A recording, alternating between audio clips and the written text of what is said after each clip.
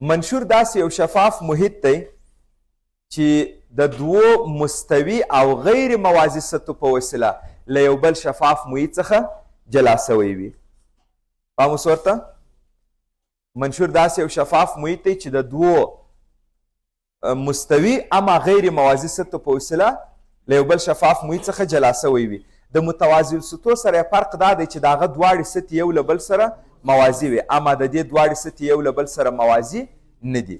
څه رقم یو شکل لري، تاسې توجه ورته وکئ، داسې یو شکل وي د منشور ده.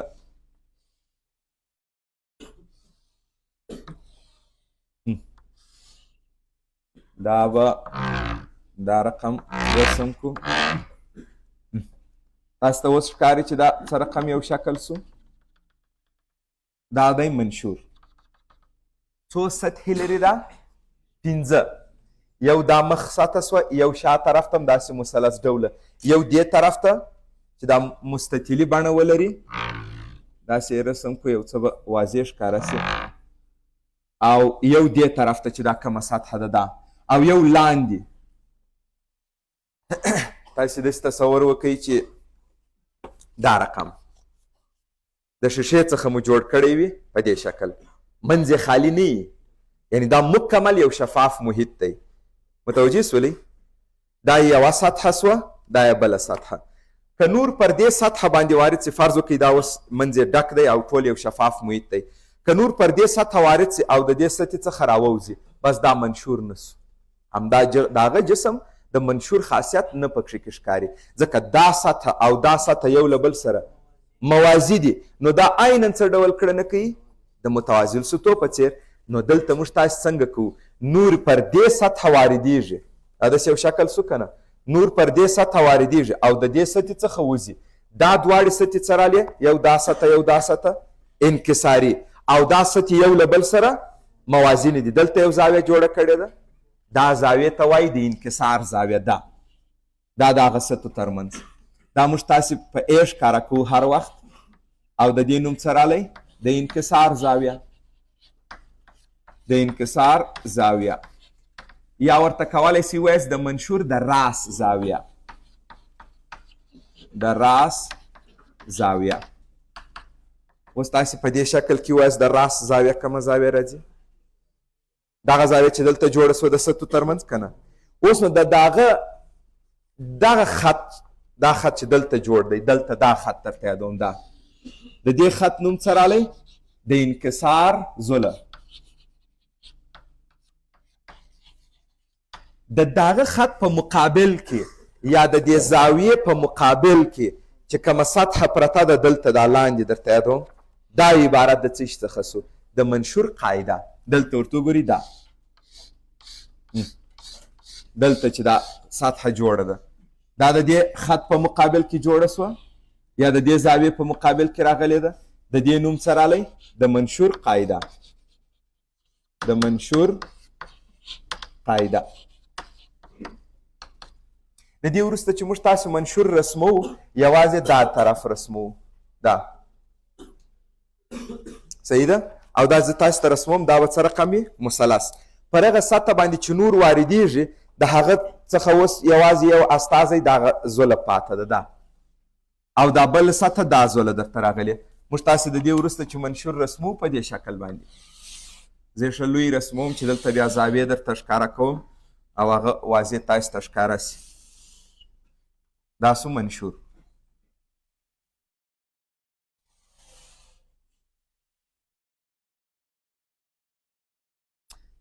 دا زاویه اوس څه شي راغلې ده؟ دا د راس زاویه یا انکساري. دا نو داسې یو شفاف محیط دی، دا یوه سطحه راله، دا یې بله سطحه راله، او دا دواړې سطحې یو له بل سره موازي نه دي. دا نور ته انحراف ورکوي منشور، کوي نه ورکوي؟ دا نور ته انحراف ورکوي. د انحراف له وجې په منشور کې نور تیت کېږي هم، د نور د تیتوالي مسله. دا زه تاسو ته وروسته تشریح کوم. اول تاسې دې کې وګورئ چې نور کله منشور ته داخل سي او راووځي، دا څه ډول مسیرونه طی کوي او څنګه انحراف کوي. دې خبرې ته تاسې دقت وکئ. د کومو موادو څخه چې دا منشور جوړ سوی دی، د هغه مادې ښه ده نو د هغه د انکسار ضریب ته به هم زه اوس فعلا څه نوم ورکړم n. نو د دې منشور د انکسار ضریب یو د انکسار ضریب لري هر شفاف محیط، د دې د انکسار ضریب ته زه ووایم n. وړانګه راله په دې مسیر باندې وارده سوه. تاسې اوس ښه توجه ورته وکئ چې د نور حرکت په منشور کې زده کوئ، بیا به خپله هم څو ځلې رسم کوئ چې په بلد سئ. دا اوس د نور د حرکت لومړی مسیر دی. ستاسې په نظر باندې دا نور په همدغه مسیر همداسې تلای سي؟ نه، د هوا ده، د دې څخه اوس یو بل مسیر یو بل محیط ته داخلیږي، دا خپل په مسیر تلای نسي. نو څنګه کوي چې خپل په مسیر ولاړ؟ دلته یو نارمل رسم کوي، دا یو نارمل. نو دا د نارمل خوا ته ماتیږي، دا د نارمل خوا ته ماتیږي. دا اولی مسیر دی، د اولی مسیر په پرتله باندې دا څنګه سو؟ د نارمل خوا ته ماته سوه دا وړاندې. دا اوس چې کله د دې ځای څخه راوځي بیا هم خپل په مسیر باندې تلای سي؟ نه. اوس څه کار کیږي؟ دلته بیا یو نارمل رسم کوي تاسې، دا یې نارمل. د دې ځلې څنګه کیږي؟ خپل د مسیر د اولی مسیر په پرتله د نارمل څخه لیرې خوا ته ماتیږي. اوس تاسې د وړانګې حرکت په منشور کې ولیدئ، دا رقم یو حرکت کوي. څو ځلې انکسار رامنځته سو؟ پر دې وجه هم یو انکسار، پر دې وجه هم انکسار. په کومو دوو وجو باندې چې انکسار واقع سوی دی هغه دوه مخونه یا هغه دوه سطحې که سره موازي وي نو وړانګه انحراف نه کوي. دلته پر کومو دوو مخونو باندې چې انکسار سوی آیا هغه دواړه موازي دي په خپلو کې؟ نو ځکه وړانګې انحراف هم کړی دی. تاسې د انحراف زاویه پیدا کولی سئ؟ او پیدا کولی سئ. څنګه؟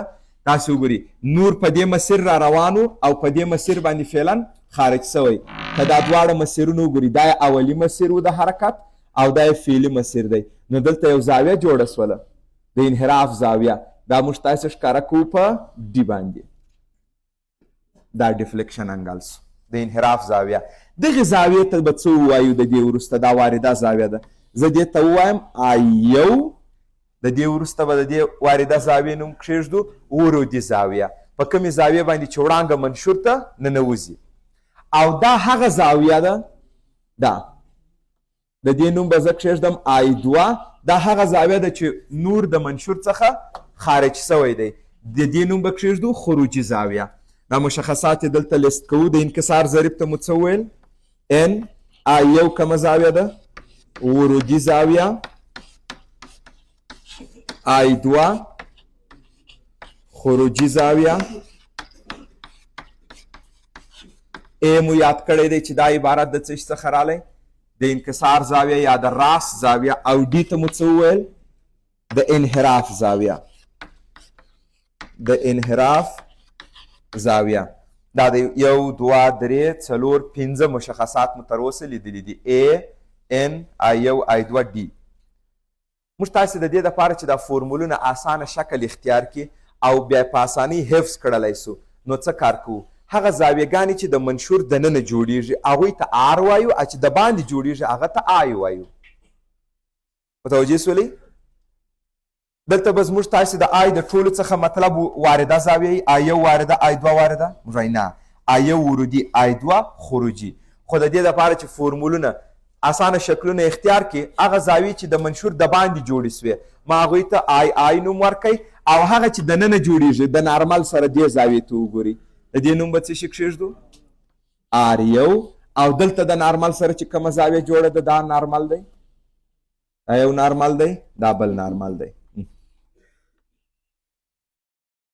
د دې نوم به کښېږدم څه؟ آر2. هغه زاویې دلته دا دواړه نارملونو تقاطع سره کړې، زه دې ته به یو نوم ورکړم او. هغه زاویې چې د منشور دننه راغلي دي هغه ته ما څه وویل؟ آر1 آر2. او چې د باندې جوړې سوي دي آی1 آی2. اوس نو که راته ووایاست آر1 په لومړي وجه کې منکسره، آر2 په دوهمه وجه کې وارده، ځکه دا نور دلته چې مات سو په دې شکل اوس پر دې وجه باندې دا زاویه د نارمل سره څه شي راغلې ده؟ وارده. او دا بیا څه شي راله؟ منکسره. منکسره ده نو آر باید ورته ووایاست. نه، د اسانۍ دپاره موږ بیرون زاویې حتی ګورئ د دې نوم هم زه وارده ښودلی سم. په کوم اساس باندې؟ نور په دې مسیر باندې وارد سو راغی، د ریورسبیلیټي په اساس که زه منبع دلته کښېږدم بیا به بیرته په همدې مسیر باندې راځي. نو دا په دې شکل باندې درته جوړ سو. صحیح ده؟ تاسو اوس توجه کوئ، زه دا ځینې زاویهګانې درته ووایم اسانه. اول دغه زاویه ما ته ووایاست چې دا به څومره وي؟ دا د آر یو و آر دوه له جنسه راته جوړ کړئ دغه زاویه. آیا دا زاویه چې زه ورته ووایم او دا د او زاویه، آر یو او آر دوه زاویه، دغه چې ټول جمع کوي دا یو ثلاثیه ورکوي، ځکه دلته خو یو مثلث جوړ دی. فرض وکړئ دې مثلث ته ووایو ای او اف مثلث. دا به ټول مساوي په څو درته راسي؟ یو ثلاثیه درجې. نو او زاویه برابر په څو سو؟ یو ثلاثیه درجې منفي آر یو منفي آر دوه. دا خو ډېره یو ساده مسله وه، موږ تاسو سره پیدا کړه. تاسو اوس دې ته توجه کوئ، ام به دې زاویې ته ای ووایو، ام دغه نقطه فرض وکړئ ای ده. دلته تاسو دا څلور زولي پیدا کړئ چې زه درته لیکم ای ای او اف، دغه څلور زولي دا پیدا کړئ. ای ای او اف پیدا وکړئ. دلته یو څلور زولي دی. د دې څلور زولي زه دلته لیکم نه، ما تاسو ته یوازې ښکاره کوم. یوه دا زاویه ده، یوه او زاویه ده، یوه ای ده، او یوه دا زاویه ده. دا ټوله دلته دا ټوله زاویه، دلته هم دا ټوله زاویه. زه تاسو ته دا وایم چې دا زاویه او دا زاویه دواړې 90 درجې دي. دا منئ دا خبره؟ او ځکه دا خط څه دی؟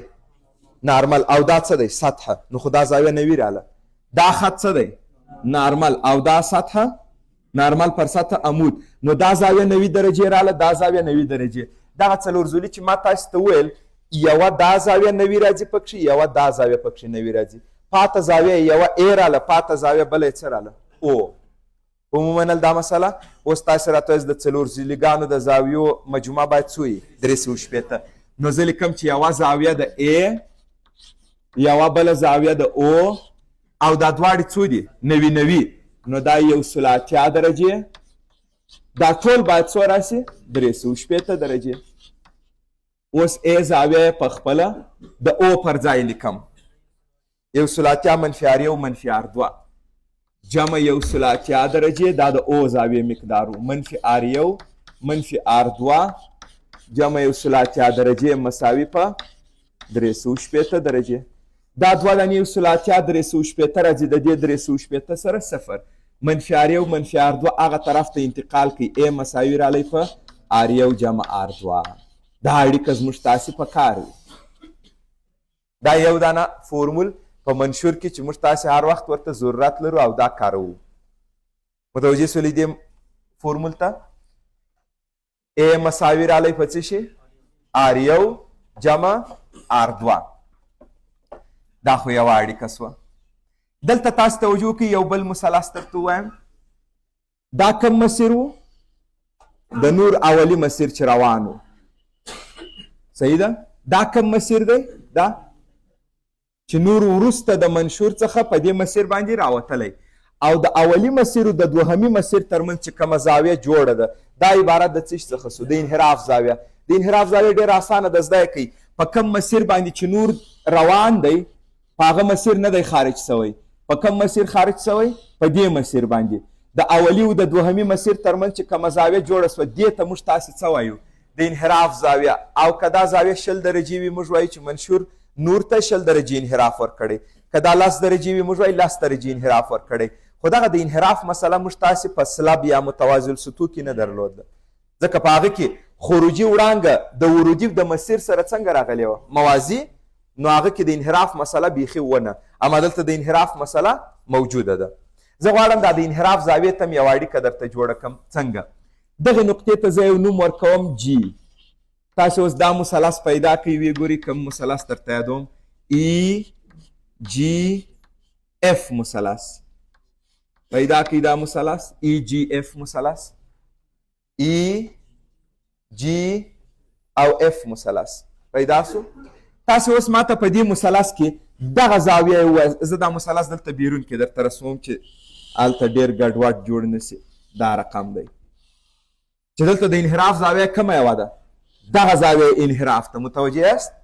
هغه زاویه. اوس نو تاسو ماته په دې کې دا زاویه ووایاست چې څومره ده؟ دا آفرین د یو خط یو طرف ته د زاویې مجموعه یو سل اتیا وي نو که دا ډي ده دا زاویه باید څومره راسي یو سل اتیا منفي ډي نو دا زاویه موږ پیدا کړه دا سو یو سل اتیا درجې منفي ډي دا زاویه اوس غواړم پیدا کړم او دا زاویه پیدا کړم بس نور مو نو اړیکه پیدا کړې زه غواړم تاسو ته ښه اطمینان درکړم چې ټولې اړیکې موږ په هندسه دلته ترلاسه کړي دي او په هندسه کې څه رقم مسایل دي بس د دې زاویو د مثلثونو مسله ده ډېر پیچلي اړیکې شی وجود نه لري ښه اوس تاسو ماته دا وایاست چې دا زاویه څومره ده دغه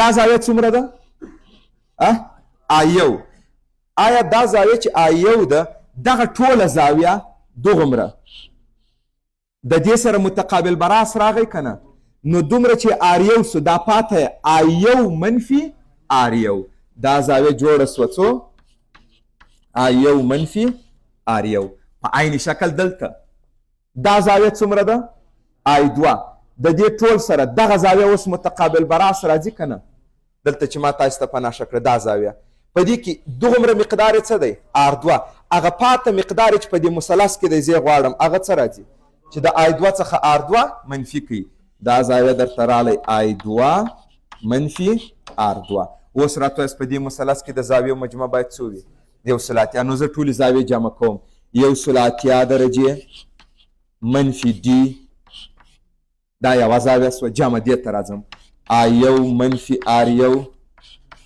جمع دا جمع کوم آی دوه منفي آر دوه او دا ټول باید څو وضع کوي یو سل اتیا درجې وګورئ دا د مثلث یوه زاویه وه دا د مثلث بله زاویه او دا د مثلث بله زاویه یوه زاویه دوې زاویې درې زاویې د درو سره مجموع مساوي په څه وضع کړې یو سل اتیا دا یو سل اتیا د دې یو سل اتیا سره صفر منفي ډي هغه طرف ته انتقال کوي څه راغی مثبت ډي څه پاته سو آی یو جمع آی دوه په دې دواړو کې بیا زه منفي مشترک نیسم توجه ورته وکړئ د هغه اړیکه یم جوړه کړو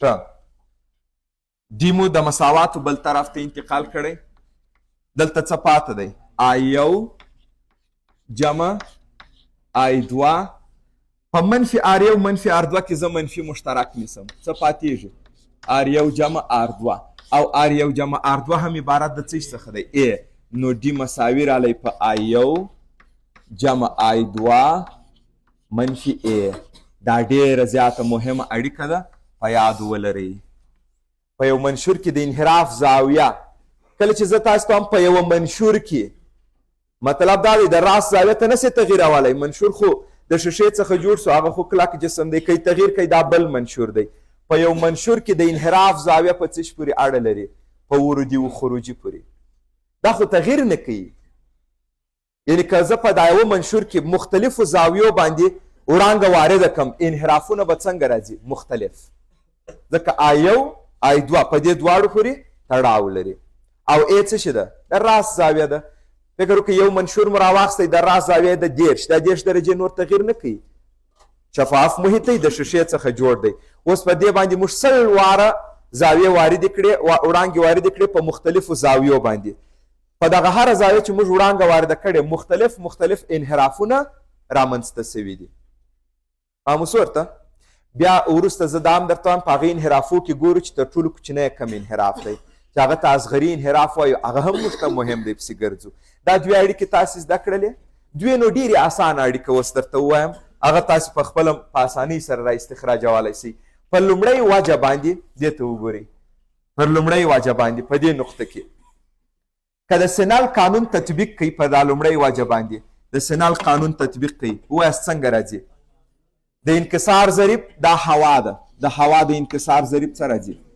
د هوا د انکسار ضریب یو دا هم هوا ده دلته په دې کې د انکسار ضریب څه رالی یو موږ تاسو د سنال قانون څنګه زده کړی و د انکسار ضریب ضربې په هغه محیط کې زاویه مساوي دی د انکسار ضریب ضربې په هغه محیط کې زاویه پر دې وجه باندې د انکسار ضریب راته وایست پر دې اولي وجه باندې یو ضرب ساین آی یو مساوي دی ان د دې محیط بیا د انکسار ضریب څه دی د دې محیط د انکسار ضریب دی ان ضربې آر یو دلته زاویه آر یو جوړه سوې له نارمل سره نو زه لیکم یو ضربې ساین آی یو مساوي ان ضربې ساین آر یو دا یو هیڅ مه لیکئ بس خلاص ساین آی یو مساوي په ان ساین آر یو دلته ان څه دی د انکسار ضریب دی د منشور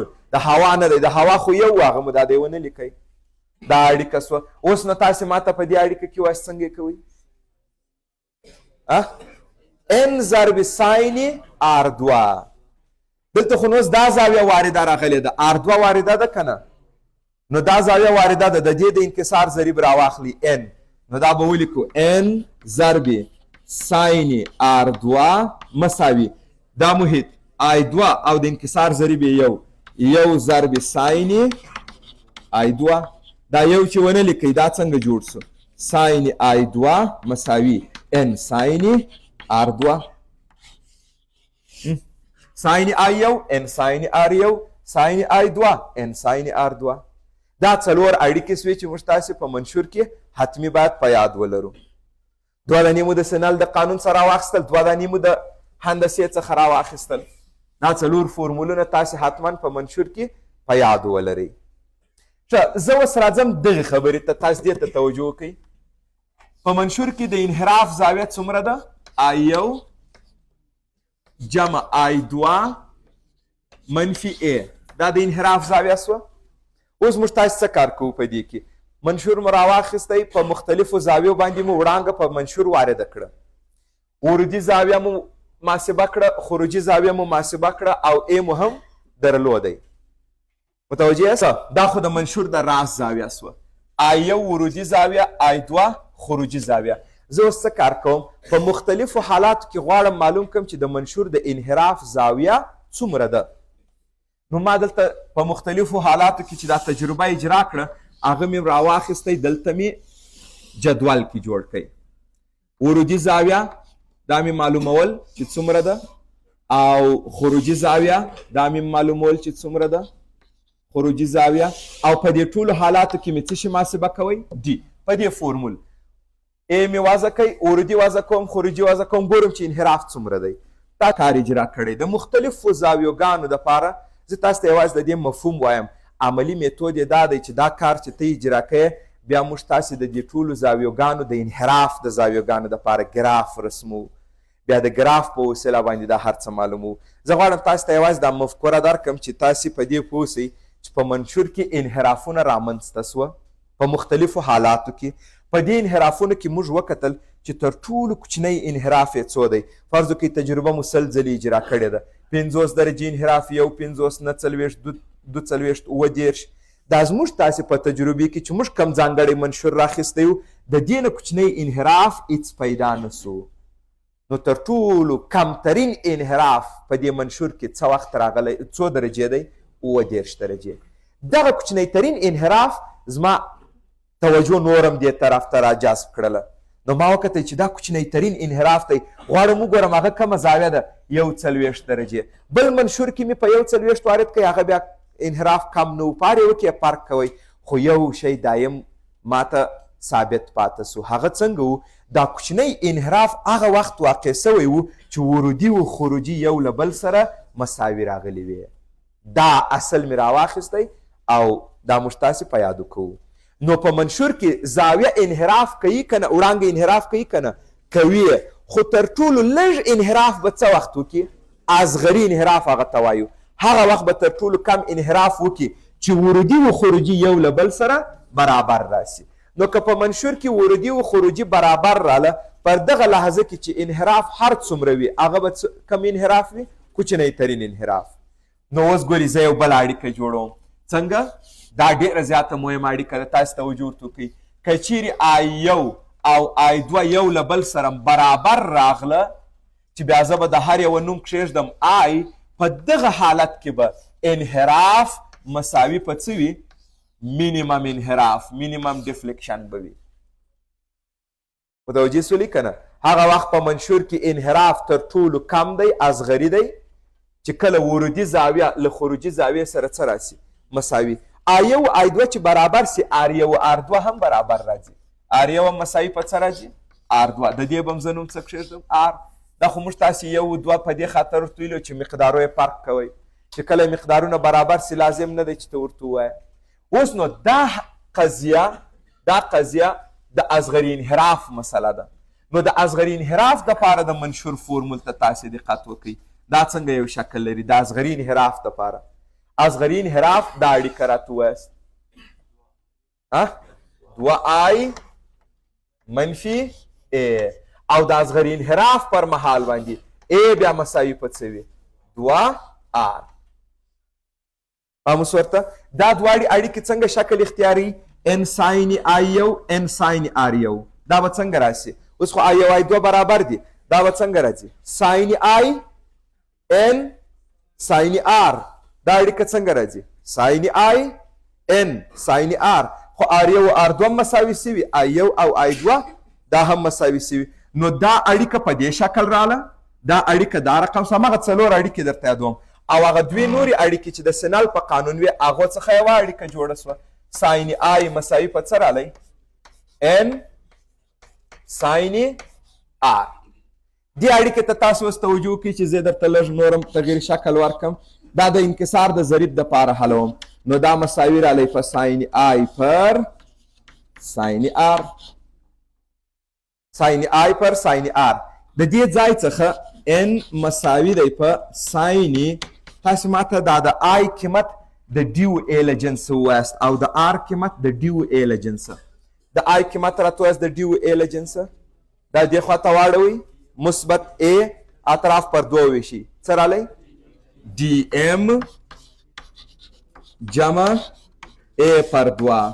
او د آر قیمت راته ووایاست اطراف پر دوه ویشي ای پر دوه. دا په منشور کې تر ټولو به ارزښته فورمول دی. دا اړیکه چې ما اوس تاسو ته جوړه کړه دا تر ټولو به ارزښته فورمول دی. تاسو وګورئ اصغري انحراف او د راس زاویه دا دوه هغه شیان دي چې دا دایما د یو منشور لپاره څه ثابت. که ما تاسو ویل چې د یو منشور اصغري انحراف 60 درجې دی، مطلب دا منشور تر 60 درجې لږ انحراف وړاندې ته نه ورکوي. 60 درجې په کم وخت کې ورکوي چې ورودي خروجي برابر راسي، نور به انحراف تر 60 درجې څه پورته. او د را زاویه هم برابر دی، ثابت مقدار لري. د دې دوه قیمتونو په لرلو سره موږ تاسو کولی شو د انکسار ضریبونه پیدا کړو.